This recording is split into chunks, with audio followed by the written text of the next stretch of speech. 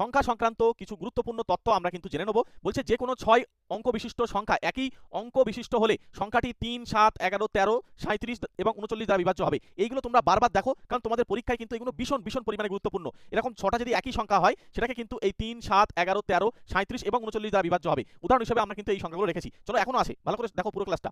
বলছে যে কোনো 2 অঙ্কের সংখ্যা পরপর 3 বার থাকলে 3, 7, 13, 37, 39 ও কিন্তু 111 দ্বারা বিভাজ্য হবে। কেমন সংখ্যা? এখানে 14, তারপর আবার 14, আবার 14, 57, 57, 57, মানে দুটো করে সংখ্যা, এই দুটো যে সংখ্যা এই অঙ্কগুলো দ্বারা গঠিত পরপর এরকম 6 অঙ্ক দ্বারা গঠিত হবে। 89, 89, 89 তিনবার বসালে 6 অঙ্ক গঠিত হলো, তারা এইগুলো দ্বারা বিভাজ্য হবে। একদম মুখস্থ করে নাও, এগুলো ভীষণ পরিমাণ কাজে লাগে পরীক্ষায়। যে কোনো 3 অঙ্কের সংখ্যা পরপর 2 বার থাকলে, অর্থাৎ 3 অঙ্কের সংখ্যা 1, 2, 3, 1, 2, 3 যদি দুবার থাকে, দেখো 5, 6, 7, 5, 6, 7, 8, 3, 4, এখানে 8, 3, 4 এইভাবে যদি পরপর থাকে তাহলে সেটা কিন্তু 7, 13 এবং 1001 দ্বারা বিভাজ্য হবে। এগুলো খুব গুরুত্বপূর্ণ। চলো আরো আছে, দেখো এখানে কি বলছে, 2 অঙ্ক বিশিষ্ট কোনো সংখ্যার পরপর 2 বার লিখে যে 4 অঙ্ক বিশিষ্ট সংখ্যা হয় সেটি কিন্তু 101 দ্বারা বিভাজ্য হয়। উদাহরণ হচ্ছে এই 27, 27, কারণ আমরা দুটো সংখ্যা দুবার লিখছি, দুটো যে ঘর সেটা আমরা দুবার লিখবো, লিখে 4 অঙ্কের সংখ্যা তৈরি করবো। দেখো 52, 52 আমরা পরিষ্কার, পরীক্ষা যদি এরকম থাকে 52, 52, এটা কিন্তু আমরা পরিষ্কার বলতে পারবো যেটা 101 দ্বারা বিভাজ্য হবে।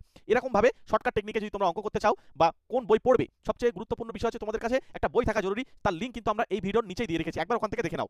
এবং শর্টকাট টেকনিকের মাধ্যমে যদি অঙ্কটাকে ভালোভাবে তুলে নিতে চাও তাহলে আমাদের চ্যানেলে চলে যাও, ডিটেলসে ক্লাস করা রয়েছে, ম্যাথ, রিজনিং, পুরো ক্লাসটা আমরা দেখে আসো তোমরা তোমরা কিন্তু ওখান থেকে শর্টকাট টেকনিকের মাধ্যমে শিখতে পারবে। একটা ছোট্ট করে লাইক করে রেখে দাও প্রত্যেকে।